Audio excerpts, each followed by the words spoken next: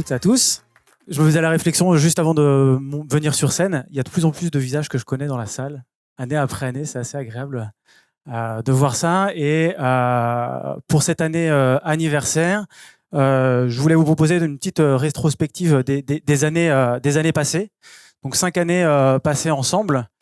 C'est long, ça a même débuté pour nous toute une aventure. Notre aventure a démarré en 2021. Une aventure maritime connectée à un territoire, celui de la ville de Rennes. Donc là, on se trouve place de la mairie. Et étant issu, du domaine maritime, ça fait 15 ans que je travaille dans le milieu maritime comme architecte naval ou navigateur. J'avais envie d'utiliser ce milieu pour parler des valeurs qui sont celles de la protection de l'environnement au travers d'un nouveau projet. Et ce projet, c'était de partir dans cette petite capsule à rame là, qui fait à peine 5 mètres et d'aller jusqu'au Groenland,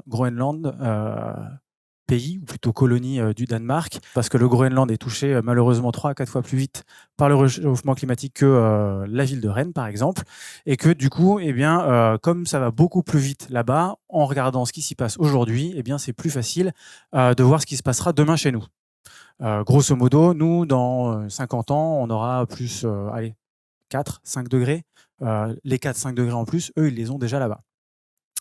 Donc je pars avec mon petit véhicule tiré par un vélo, je monte sur un bateau, je vais au Groenland, je fais des interactions avec les enfants à distance, il y a tout un programme éducatif associé à un programme scientifique. Là, on était vraiment sur du condensé.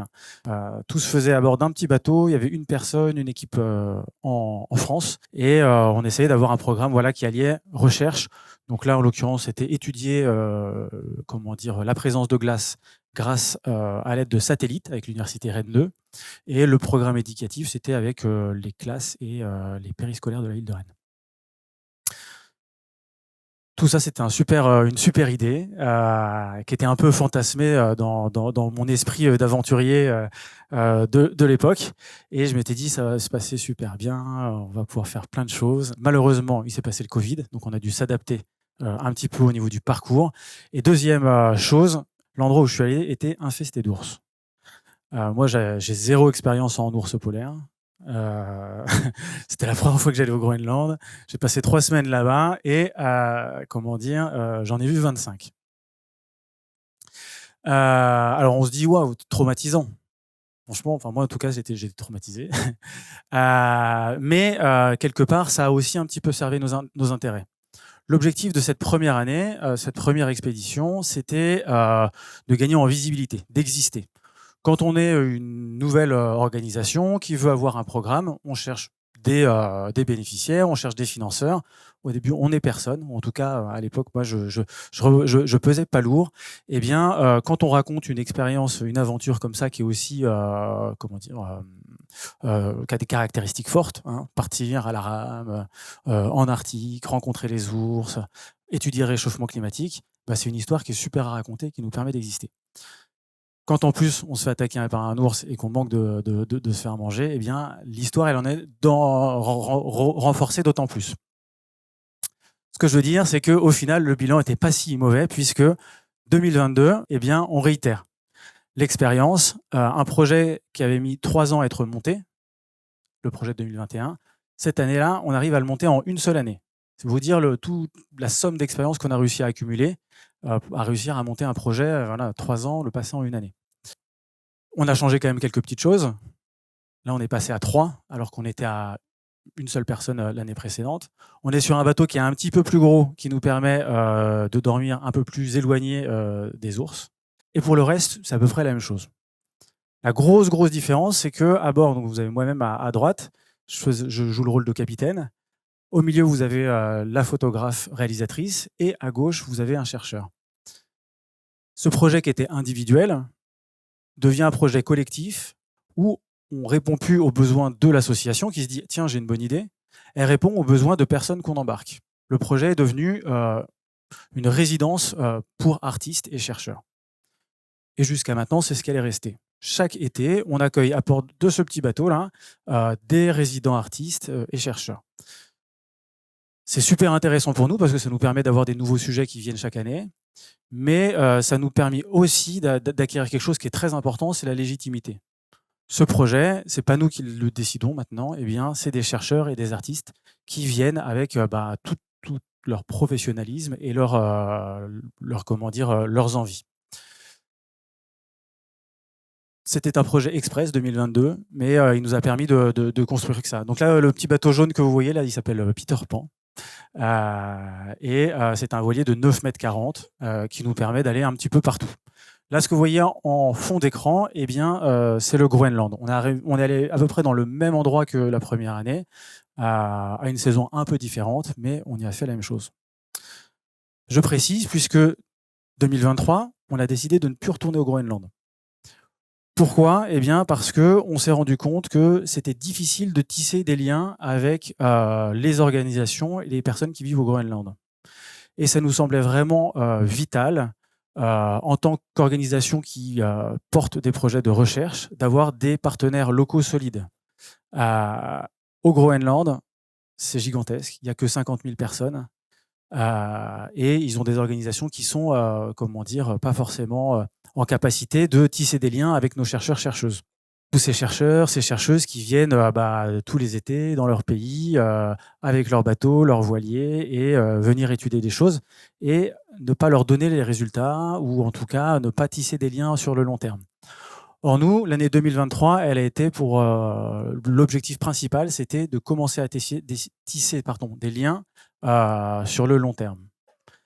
Ces chercheurs, chercheuses qui viennent, ils viennent chez nous, mais on va leur offrir en plus d'un bateau, un guide et l'accès à un tissu d'acteurs locaux qui vont pouvoir contribuer à leur projet. Donc là, le décor que vous voyez ici, eh bien, c'est l'Islande. C'est un paysage qu'on parcourait déjà chaque année pour aller au Groenland, c'est sur la route quand on part de France. On est dans une zone qui s'appelle les fjords de l'Ouest. C'est, faut imaginer, leur Bretagne. C'est la Bretagne des Islandais, c'est une petite zone qui est en périphérie de l'Islande, et leur capitale qui s'appelle Ísafjörður est quelque part l'homologue de Rennes pour l'Islande.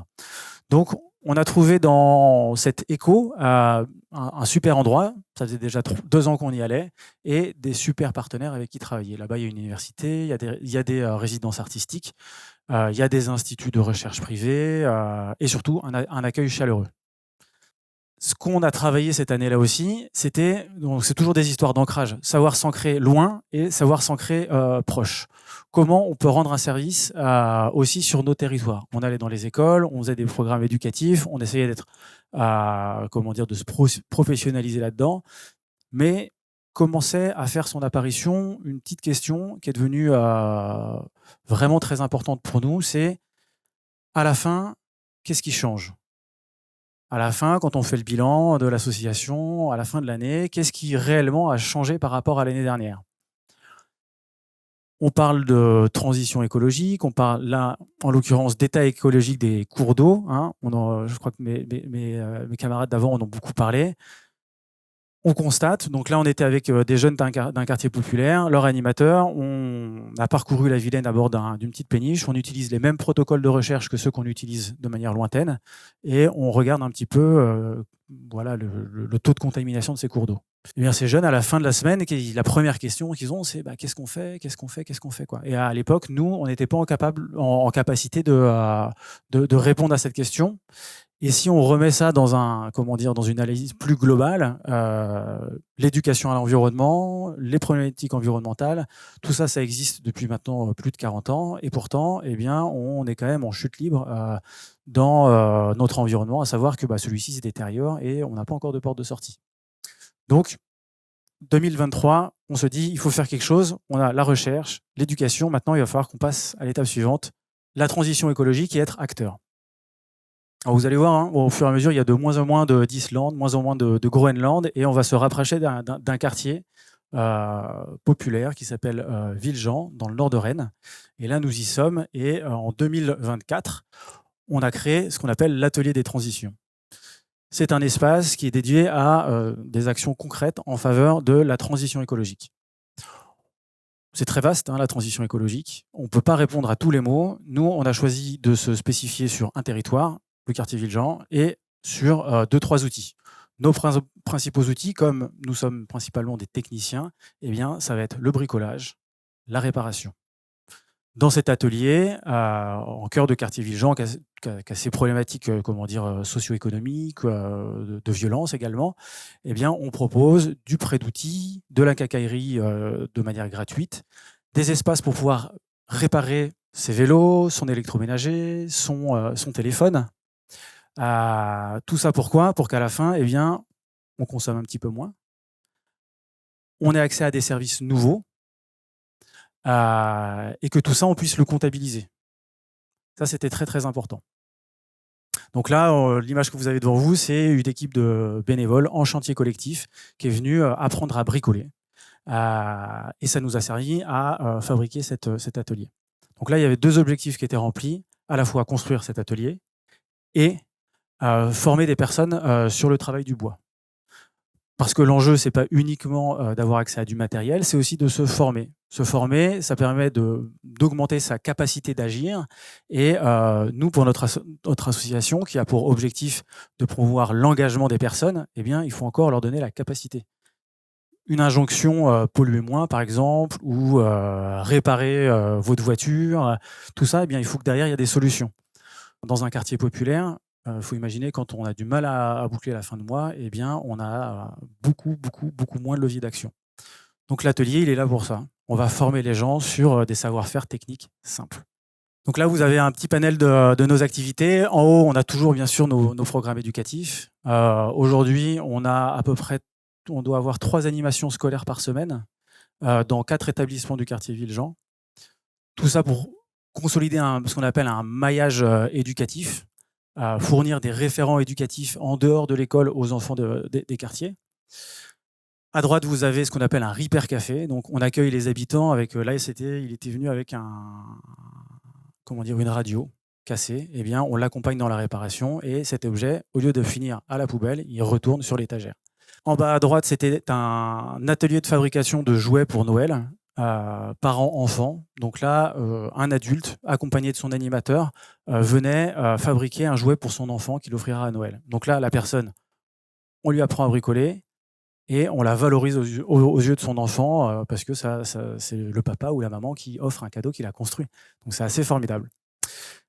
Et là, je vous ai quand même mis une photo de Peter Pan. Une des grosses choses qui a changé, on en reparlera un peu plus tard, c'est que Peter Pan a arrêté de faire les allers-retours entre la France et l'Islande. Maintenant, Peter Pan, il dort à Ísafjörður. Il est surveillé par nos amis et nos partenaires islandais et on l'active 3 fois par an à partir du moment où on a des résidents qui veulent ou qui ont besoin de l'utiliser. 2025, on y est. Je regardais les 2 domaines d'intervention de la Fondation SNCF. Trouver sa voie, devenir des acteurs citoyens responsables et confiants dans l'avenir, agir pour l'environnement, s'engager pour des territoires durables. Là, on a typiquement une de nos nouvelles activités qui vraiment tombe à la croisée de ces 2 chemins. On anime maintenant des clubs de réparation de téléphones portables dans un collège de Villejean. Donc ça a lieu toutes les semaines, ça va être tous les mardis. Et 2 choses. On fait quelque chose pour l'environnement parce qu'on répare des téléphones au lieu d'en acheter. Et on forme des jeunes collégiens sur des métiers de demain. Le collège Rosa Parks, pour vous donner juste un petit indicateur, c'est un taux de succès au brevet de 70%. Quand à Rennes, la moyenne des collèges est de 90% et un collège de centre-ville, 98%. Donc dans ces collèges, eh bien, toutes les nouvelles voies qu'on peut donner aux enfants, eh bien, on les prend. Et les collégiens, eh bien, quand on leur parle de téléphone portable, eh bien, ils sont à fond. Donc, on arrive à susciter vraiment beaucoup d'intérêt là-dessus et c'est une activité qui sera très porteuse pour nous dans le futur. Donc là, on est un peu loin. On est parti aller au Groenland, étudier la disparition de la glace et maintenant, on est à réparer des téléphones portables dans le quartier Villejean. Mais le lien en fait de causalité réelle, il est bien là. Voilà, ça c'est des images de cette année. Donc on a toujours le travail avec les climatologues en Islande, en lien avec l'université Rennes 2. Ce matin, justement, j'ai installé à Villejean un capteur identique pour un des chercheurs qui s'appelle Vincent Dubreuil, qui est le climatologue référent de la ville de Rennes. On l'a installé à Villejean là, pour étudier les microclimats. En haut à droite, on a les ateliers de réparation de téléphones portables, où là, on forme pas uniquement des individus, mais aussi des relais, voilà, des actrices d'autres associations qui vont pouvoir propager un peu la bonne parole et la réparation de téléphones portables. En bas à gauche, vous avez nos fameux vélos qu'on vous fera essayer à la fin de la présentation. Et à droite, aujourd'hui, on a laissé notre collègue Gwen Hallel à peu près dans cette situation. On voit l'atelier des transitions qui est là. En face, la déchetterie mobile. Et ce qu'on va chercher à faire avec les habitants, c'est éviter que les choses finissent à la poubelle. On les répare et on les met dans les espaces de donation. Et sinon, eh bien, c'est récupéré pour pièces, recyclé, et ça alimente nos quincailleries solidaires. Tout ça, on essaie d'être au maximum concret, réel, avoir un maximum d'actions, tous les jours. On est ouvert 4 après-midi par semaine, on réalise 3, 4 animations avec les enfants par semaine. L'idée, c'est de travailler un peu le volume, mais sur un ancrage territorial restreint.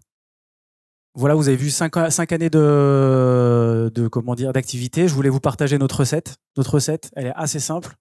C'est de travailler sur l'observation factuelle, l'appropriation citoyenne et l'action d'impact.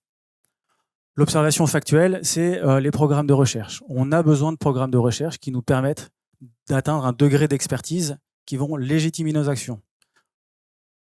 Si, par exemple, si on arrête de faire de la recherche sur le climat, eh bien, le climato-scepticisme augmente et derrière, eh bien, on est sûr de rien faire en faveur du climat.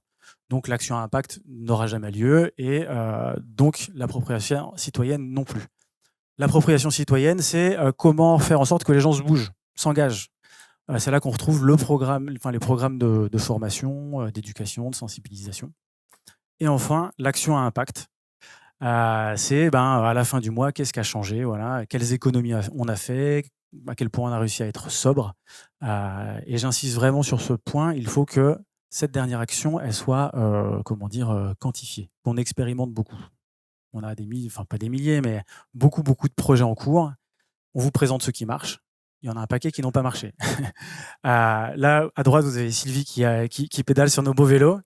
Tu as été l'une des premières à pédaler dessus et c'était au début de l'été. Et depuis, nos vélos qui sont ici, on les verra. Après, c'est des petits pains. Tout le monde adore. C'est un peu comme la réparation de téléphone portable. C'est des choses que tout le monde s'intéresse à ça. Et donc, ce sont des fils qu'on tire. À gauche, on a une présentation au champ libre. Là, c'était une conférence dessinée pour les enfants. C'était incroyable. Franchement, une des meilleures expériences que j'ai eues avec Hugo Letellier, un dessinateur. Malheureusement, ce genre de choses, eh bien, on le fait quasiment plus parce que ça demande beaucoup de temps, d'investissement. Et puis surtout, on nous appelle plus, donc on a arrêté. C'est important quand on expérimente beaucoup comme ça, de savoir un peu quelles sont nos limites. Nous, il y a 2 choses qu'on a identifiées, 2 écueils. La photo du haut, c'est une photo de 2022, de l'expédition de 2022. On voit Peter Pan sur une remorque derrière un pick-up qui traverse l'Islande. À travers cette photo, je veux parler de l'impact réel que l'on a. Il faut qu'on connaisse notre impact. Est-ce que notre impact, donc là, il est plutôt néfaste, les litres de carburant qu'on a consommés, on était dans un ferry avant, on a un impact réel. Est-ce que notre impact, surtout, est-ce que nos résultats, nos activités valent l'impact que l'on a? Ça, c'est un raisonnement continuel et c'est très, très dur d'être objectif. C'est très, très dur de dire, moi, mes actions, ça vaut vraiment le coup de dépenser, 2 tonnes de carbone pour mes 150 actions éducatives. Une des solutions qu'on a trouvées à ça, c'était de travailler le plus possible en partenariat pour partager cette responsabilité et que cette expertise aussi, on aille la chercher ailleurs. Parce que nous, on n'est pas des spécialistes du bilan carbone. Et aussi, quand c'est quelqu'un qui dit on va faire ça et que nous, on dit je vais t'aider, eh bien, on partage tous les 2 la responsabilité de faire. La deuxième, qui est vraiment pas belle, c'est la ville d'Isafjordur. Je vous en ai déjà parlé. C'est la capitale de la Bretagne islandaise, capitale de 3000 habitants. Ici, on est en été et vous voyez 1, 2, 3 bateaux de croisière. Chaque été, il y a 300 bateaux de croisière qui viennent dans ce petit port. Un bateau de croisière, c'est à peu près 3000 personnes. C'est gigantesque. L'impact du tourisme, là, on est vraiment sur du tourisme de masse. Pour vous redonner des chiffres, comment dire, l'Islande, c'est 300 000 habitants. Chaque année, il y a 3 millions de personnes qui viennent visiter l'Islande et il n'y a qu'une seule route en Islande. Et comment est-ce que toutes ces personnes viennent en Islande? Et c'est parce qu'ils en ont envie. Et un des gros facteurs de ça, c'est la présence des réseaux sociaux et comment les gens font pour avoir l'idée de venir là. Et justement, tu vois, Evan, tu l'as dit tout à l'heure, quand tu voyais une belle vidéo, et nous, les premiers, quand on monte nos images, les gens disent «Oh, j'ai trop envie d'y aller, j'aimerais bien venir avec vous». Eh bien, ça, cette réflexion, on l'a tous et toutes, et on est des milliards sur Terre, sauf qu'on ne peut pas tous aller en Islande. Voilà, je vais m'arrêter là.